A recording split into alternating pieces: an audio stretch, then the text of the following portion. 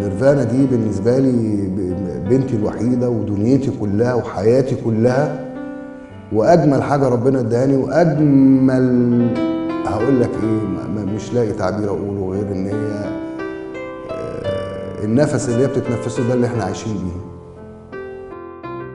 جاية بعد 15 سنة.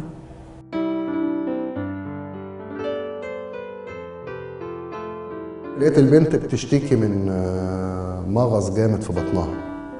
رحنا للدكتور وكده، اول ما شاف قال لي، مجرد ما بص في الاشاعه قال لي سرطان ومرحله تانية وممكن يبقى داخل على الثالثه كمان. انا ما كنتش مصدقه ان هي هتعيش تاني. كنت عارفه ان المرض ده ما بيعيش حد اصلا. انا الناس قالوا لي 57، جيت قدمت الصبح الساعه 7. على الساعه 1 الظهر كنت معروض على احسن استشاريه دكتوره سحر اللي هي بتاعت الاورام دي. قالت لي لا، لازم تشيل الكليه في خلال اسبوع. اصعب حاجه الكيماوي، لما بتاخد الكيماوي بيبقى صعب جدا.